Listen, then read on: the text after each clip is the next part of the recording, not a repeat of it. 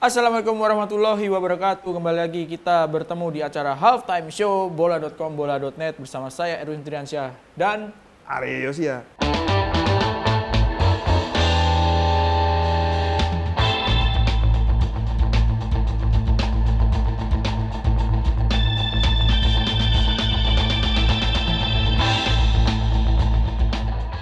Oke. Taruh dulu. Apa?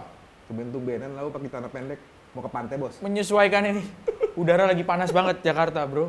Aduh, emang Pakai panas celana banget pendek nih. Masa lu terus yang pakai celana pendek? Gua kirain gua doang gitu loh. Panas. Ya udah, lanjut. Kita ngomongin timnas Indonesia, timnas senior. Ya, Habis seneng nih. lagi senang. Lagi senang. Pas lagi kita syuting tadi malam itu habis menang lawan Brunei Darussalam. 6-0. 6-0. Oh, 6-0 ya. Iya. 6-0 menurut lo memuaskan nggak? Ya, kalau kita ngomongin lawannya, mungkin kita ngomong jujur ya.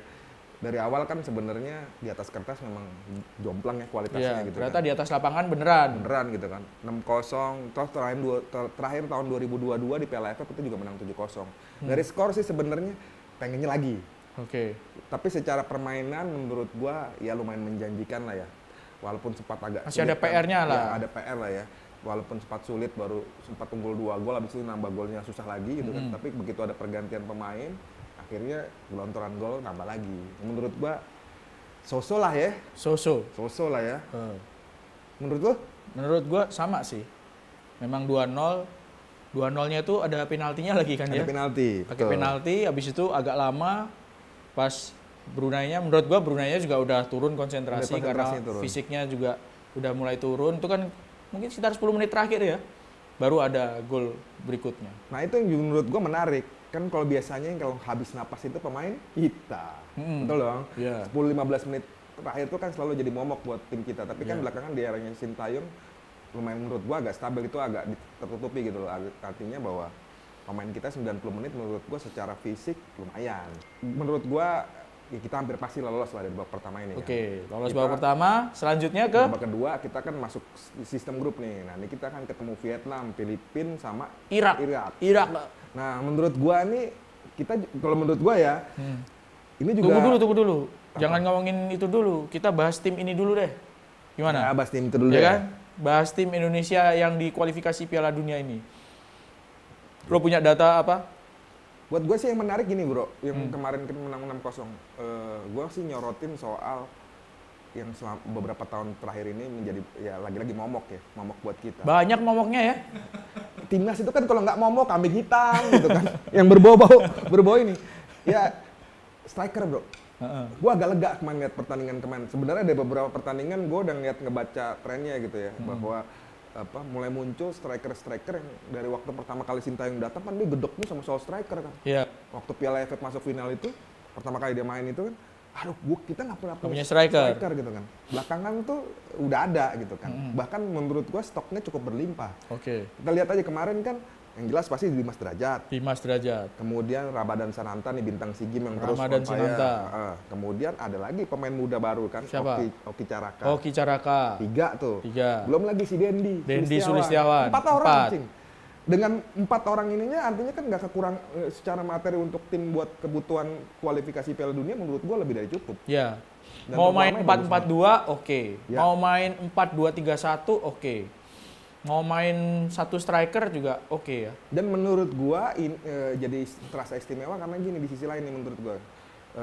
Kehadiran striker yang house goal ini juga menutupi kelemahan yang menurut gua terjadi paling nggak setahun belakangan ini. Apa tuh? Sayap-sayap kita kan belakangan lagi melempem. Witan performanya lagi nggak terlalu bagus amat.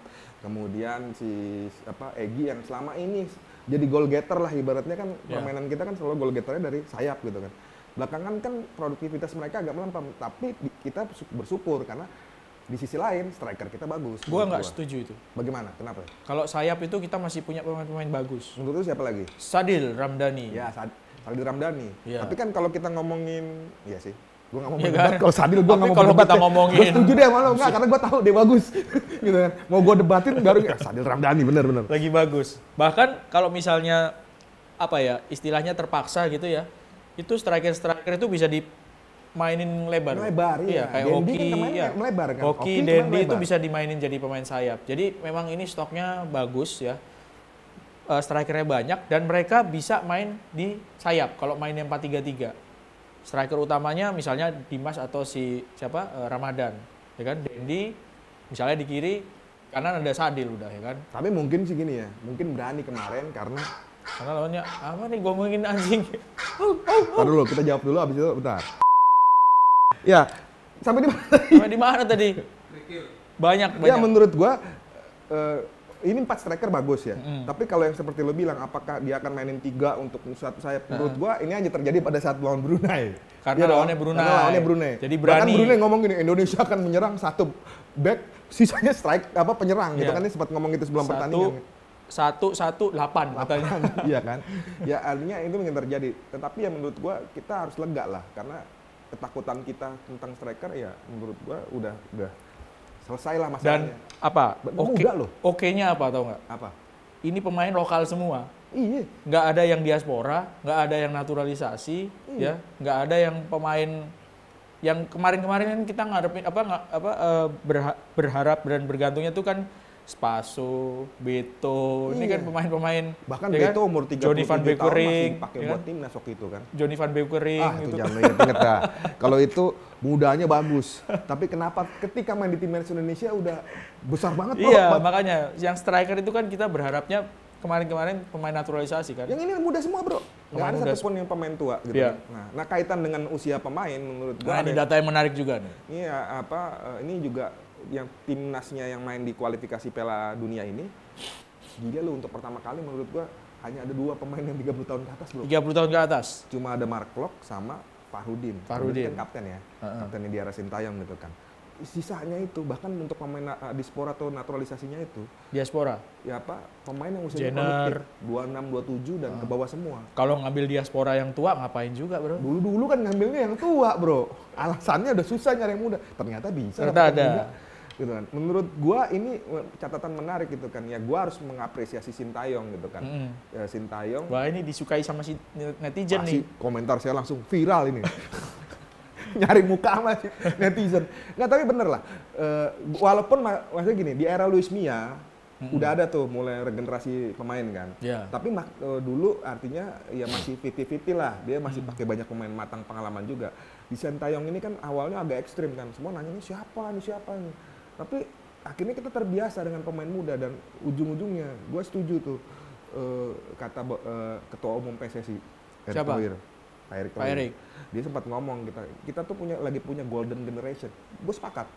Artinya lo mau ngomongin apa? Timnas senior kemarin. Pemain-pemainnya masih bisa dipakai buat U23. Iya. Masih bisa dipakai U20. Tapi ini memang keuntungan dari kan ada 2 sisi mata uang ya. Satu keuntungan dari Coach Sintayong ini adalah dia juga sempat melatih pemain-pemain ini di level yang lebih rendah. Lebih muda. Iya, lebih muda. U20, di U23, ya kan? Mereka ini yang dilatih. Nah, itu kan yang nggak dimiliki sama pelatih-pelatih lain sebelumnya. Cuman di sisi lain kan kita juga sempat bahas waktu itu. Ini capek nggak nih gitu kan ya, harus waktu itu kan mondar-mandir dari Solo ke Surabaya gitu kan. Sekarang kan netizen lagi rame minta gantikan Bima Sakti dengan Sintayong. Yang bener aja lo, Piala Dunia tinggal sebulan. Lanjut intermezzo aja. Tinggal sebulan lagi. Jadi memang ada keuntungan 2 sisi mata uang, ada resikonya juga kalau pecah konsentrasi atau fokusnya juga terpecah. Tapi di sisi lain Coach Sintayong jadi tahu nih pemain-pemain yang di bawahnya ini karena dia juga tanganin itu mereka kan. Iya, stylenya pun hampir sama. Cuma memang lagi-lagi nih, ini sampai mungkin udah bosen kita ngomongin. Generasi emas ini kan tetap akan terjaga kalau kita punya kompetisi junior yang baik. Yeah. Gitu dong. Ya artinya kan kita beruntung aja nih klub-klub Liga 1 lagi banyak memakai pemain muda untuk jadi starting. Kayak cuma Ramadan tuh kalau dia nggak dijadiin pemain utama sama PSM dan kemudian sekarang di Persis Solo, mungkin kita nggak akan pernah kenal Ramadan Sananta. Emang sekarang kenal sekarang akhirnya kan kita tahu dia belum tentu tahu kita. Dimas Derajat. Dari Mas Derajat itu kan sebenarnya kita udah tahu talentanya dari U19 zaman Indra Safri kan, juara Piala AFF 2013. Tapi waktu itu dia cadangan. Ya makanya. Dia cadangannya Muklis Hadi. Salah satu pemain berbakat lah gitu. Begitu dia level senior, mungkin hanya sedikit dari sisa tim itu yang masih bertahan. Hanya satu itu, udah nggak ada lagi. Adalah. Evan Dimas. Yang main di timnas Di timnas sekarang, tinggal 1. iya kan? Hansamu pun udah enggak ya, kemarin Iya, mainnya di klub aja. Iya, Ada juga Putu Gede, Fatur Rahman masih ada main. masih Cuman main. kan nggak yang di level di timnas yang cuma masuk ke tinggal timnas Dimas. hanya Dimas Dan Dimas Derajat. Derajat ini ya, uniknya teman-temannya dulu dia masuk timnas duluan, dia terlambat loh. Iya. Gitu kan, karena dianggapnya kan striker yang nggak terlalu produktif. Tapi Gacor juga ternyata ya. begitu Udah ntar aja ini di segmen kedua. Ya, ini udah di gini-gini. kasih Oke, kode mulu. segmen kedua. Lagi enak-enak ngomong. Kembali lagi di segmen kedua. Kita Ngomongin apa tadi? Gue lupa. timnas dong, timnas senior. Nggak, Karena gua lagi euforia. Iya Dimas. Nah, Dimas Derajat. Dimas Derajat. Iya. Teman-temannya udah duluan masuk timnas senior, dia agak ini karena dianggap nggak ini. Tapi menurut gue bukan karena kualitas Dimasnya yang nggak bagus.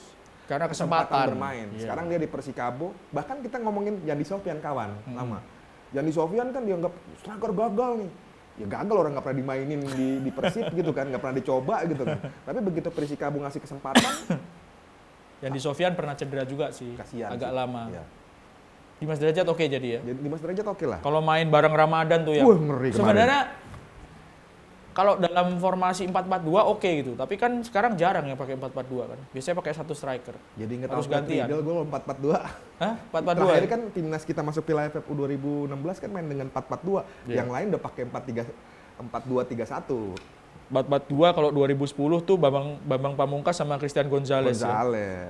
Atau gantian sama Irfan Tapi Bahdim. mungkin Indonesia cocoknya pakai pola itu gitu bro. Artinya kan gini, pola itu kan sebenarnya bergantung dengan materi pemain kan.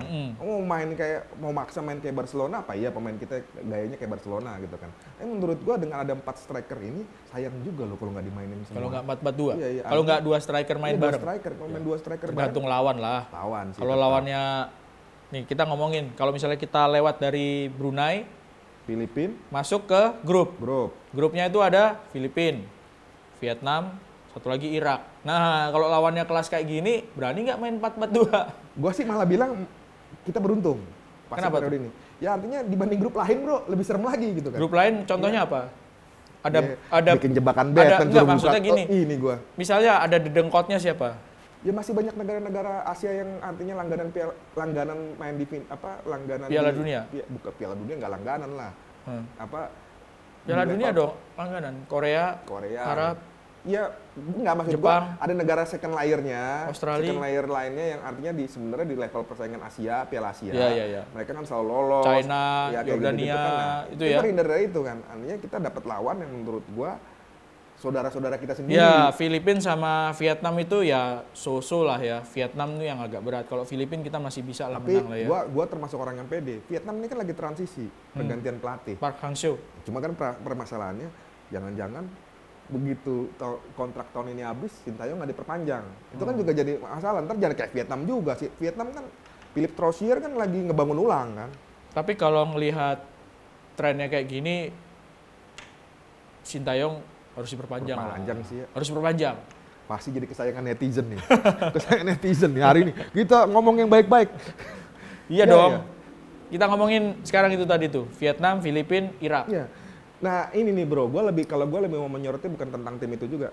Bagaimana sih sebenarnya kans kita lolos ke Piala Dunia? Oke. Kalau misalnya ini main di home away lagi nih. Home away. Dan 2 teratas itu akan masuk ke babak ketiga. Biasa, babak ketiga. Ini kan babak pertama sekarang. Iya, babak keduanya nanti di grup ini. Iya, itu ada ntar dibagi 3 grup masing-masing. Kalau misalnya lolos nih dari babak kedua lolos 2 tim teratas. 2 tim teratas, kemudian bergabung jadi 3 grup.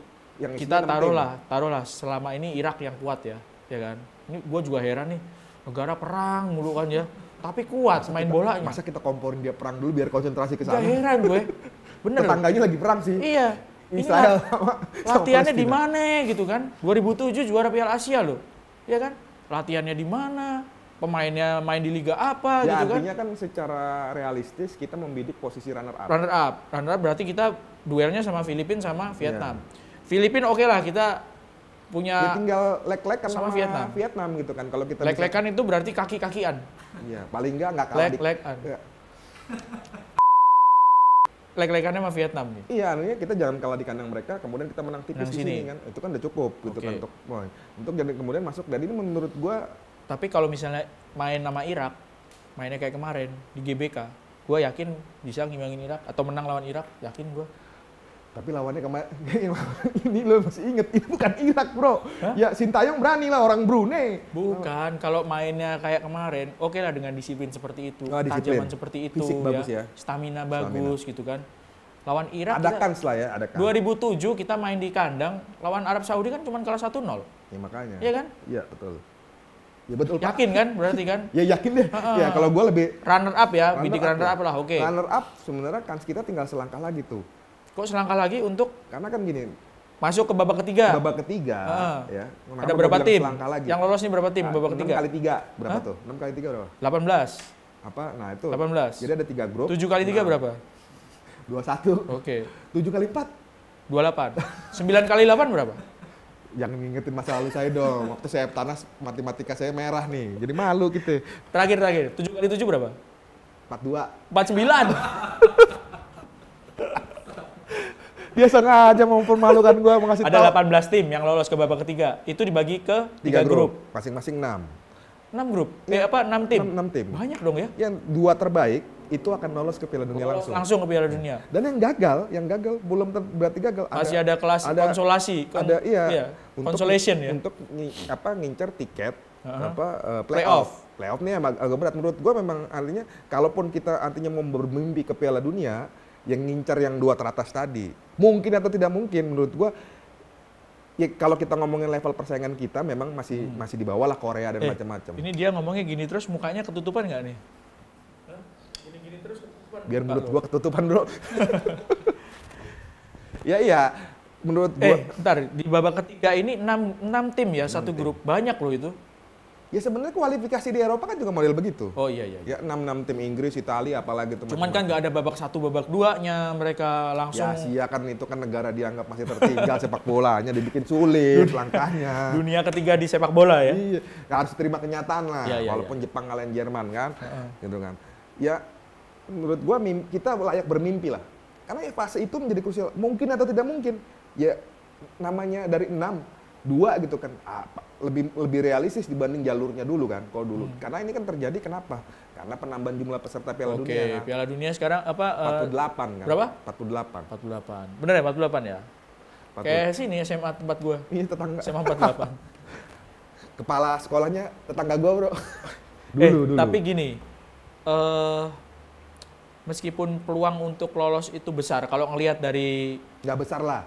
Ada. Ya, ada. Kalau kita ngomong besar, kita terlalu jumlah orang. Meskipun ada lebih banyak tiket, tapi yang memperebutkan tiket itu juga tim-tim kuat gitu. Ya. Ingat kan, Thailand kemarin kalah lawan Georgia. Nah, itu 8-0. Nah, kita kalau misalnya lolos lagi dari grup ini lolos, ada 6 tim lagi yang mesti kita hadapin kan, Indonesia hadapin. Lo inget gak itu bekas-bekasnya Rusia itu, bekas-bekasnya Uni Soviet itu kan? Bekas Rusia sih. Uzbekistan, Kazakhstan. Yang nyebelin kan jadi ya kan? Gini Piala Dunia rasa Eropa juga ya. Tajikistan, Bhutan. Bhutan enggak ya?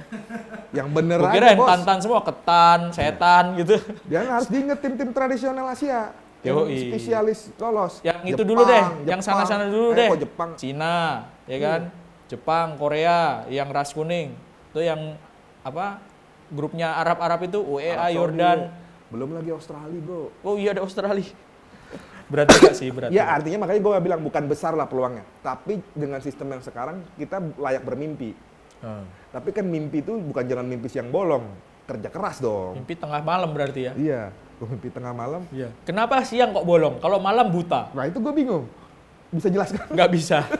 Gue pikir lo punya punchline untuk ngejelasin itu. Nggak taunya enggak. Udah cukup, ya udahlah.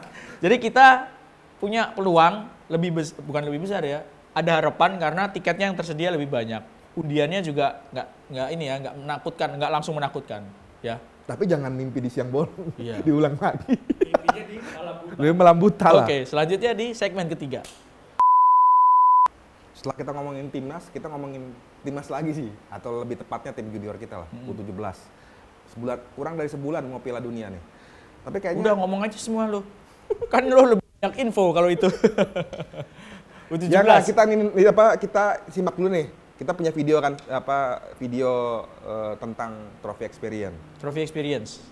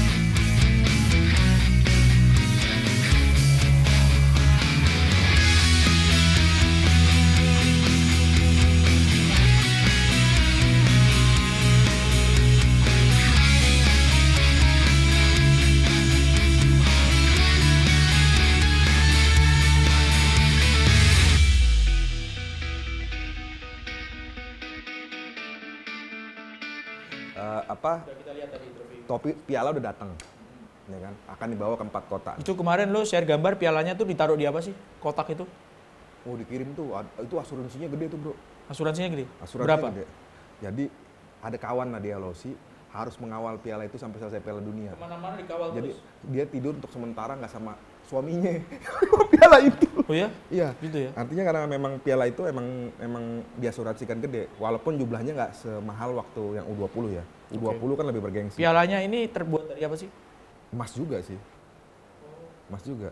Kenapa ya, lu mau rampok?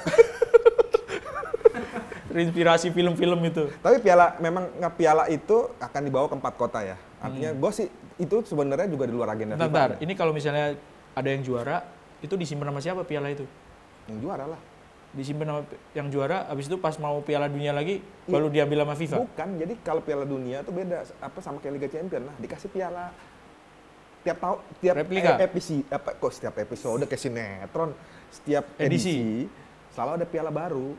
Tinggal diukir siapa juaranya. Oh. Kan sama. Jadi bikin terus dong? Iya, Piala Dunia yang ini kan kalau nggak salah nggak dipindah-pindah. Karena kali kayaknya kapok. Bukan kapok nih. Julius Rimet kan hilang. Hilang dulu. Iya. Iya kan? Bingung. Nah sekarang kan ini. Itu piala ini akan diserahkan kayak gitu sih menurut gua. Kan mestinya kan kalau misalnya kita ngomongin di piala. Tapi daripada gua ntar malah dicecar salah bro. Anggap aja lah gitu.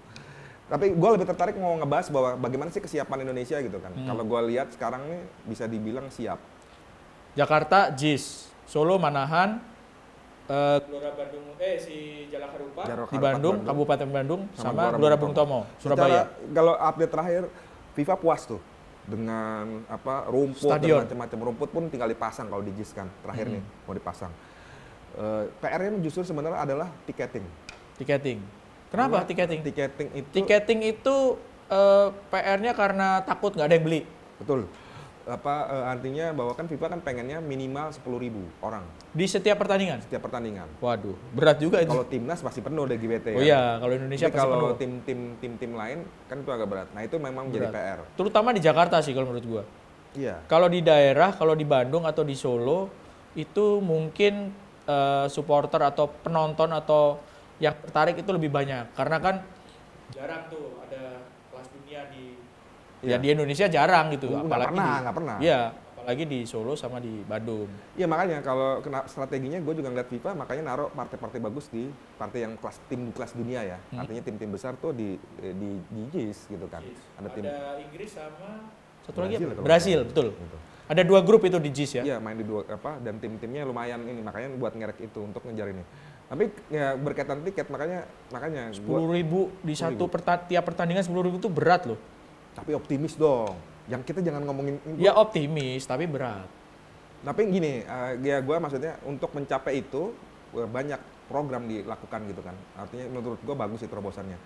Yang perlu kita bahas salah satunya adalah yaitu tiket bundling kan. Yang terakhir ini ada kemungkinan kan ada bundling tiket kereta cepat dengan pertandingan. Kemudian sebelumnya kan ada family packet gitu kan. Lo bisa bawa anak istri lo gitu kan dengan harga lebih murah. Atau ada paket yang rombongan yang beda lagi yang dengan teman lo juga lebih murah. Menurut gua sih mestinya kita menurut gua Piala Dunia U17 itu bagus untuk kita belajar memahami bagaimana sih sebuah event internasional kelas dunia tuh dibuat gitu kan. Ya jadi artinya bahwa kalau alurnya jelas ya alurnya jelas. Dan gue melihat ini saat yang bagus juga untuk supporter kita belajar memahami itu gitu kan, bahwa ya selama ini kan kalau di sepak bola Indonesia kan yang jarang lah ya bawa keluarga, ada yang nekat aja gitu kan. Lo juga belum tentu berani bawa keluarga lo kalau nonton pertandingan Persebaya atau lawan siapa yang tim lagi Arema kemarin kejadian kan mengerikan lah. Tapi kan di sini kan didorong bagaimana keluarga karena memang yang bertanding ini kan anak-anak teenager kan, belasan tahun yang artinya ini calon bintang masa depan gitu kan ya bagian sepak bola tuh kan ya FIFA pengen ini jadi tontonan keluarga. Ya, makanya menurut gua sih tinggal PR-nya di sosialisasi. Jadi kalau lo tanya tadi Trophy Experience itu udah sosialisasi ya? Ya bagian dari sosialisasi. Dia akan keliling ke 4 kota, teman-teman kayak masyarakat tuh teman-teman gua aja. Orang-orang lah. Udah kayak sales aja gua nih, teman-teman silakan beli barang saya gitu kan. Enggak. Orang-orang lah. Ya orang-orang bisa berfoto di piala itu gitu dengan bebas gitu kan. Dan menurut gue udah foto belum? Makanya hari Minggu gitu kan gue kesana gitu kan. Ya itu aja. Ya gue sih ngajak lah masyarakat bahwa ini kita belum tentu loh. Karena gini, dampaknya gede banget kalau kita bisa sukses Piala Dunia ini. Karena kita lagi ada bidding lagi ya. 2003 berapa? 34. 2034 kira-kira lo udah pensiun belum? 34. Gue mungkin udah pensiun itu. Ya. Iya kan? Menikmati uang 10 pensiun kita buat nonton. 10 tahun. Itu kan lebih dari 10 tahun itu, 12 tahun lagi kan? Tapi ini makanya gue bilang kalau kita sukses ini kans kita untuk jadi tuan rumah Piala Dunia senior tuh sangat besar karena kan memang udah pasti Asia dan Australia kan. Fiba udah ngomong, gue serahin nih ke lo nih keroyokan. Iya. Gitu kan. Artinya kita kan dengan kita bawa sukses Piala Dunia U17 ya nunjukin bahwa kita udah punya stadion gitu kan, tinggal bagi-bagi aja. Artinya kalau ada 4 tuan rumah kan kita nggak sampai semua harus banyak pertandingan dengan model 4 stadion yang sekarang aja udah ini gitu. Makanya menurut gua kuncinya adalah bagaimana kita tunjukin ke FIFA penonton kita tuh crowd-nya besar. Antusias. Karena kan FIFA kan cuma pengen itu doang, Piala Dunia sukses dengan crowd yang besar. Iya, iya. Gitu. Timnasnya, kalau timnasnya bagaimana? Timnas siapa? Timnas U17 nih menurut lu? Wah, kan kita agak-agak nggak bisa mantau karena kan lagi latihan di Jerman. Kayaknya dibikin kayak ini, kayak ini Mission Impossible gitu. Tim siluman ya, tim siluman. yang ditampilin sama PSSI cuma cerita lagi jalan-jalan. Tapi emang kadang-kadang kurang ajar tuh netizen. Ini jalan-jalan mulu, nggak pernah latihan.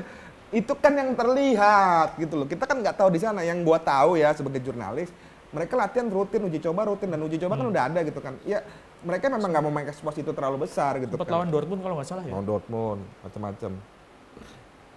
Apa namanya? Kok jadi apa namanya? Gue ngeliat mata lo. Gue mau bersin makanya gue diem aja.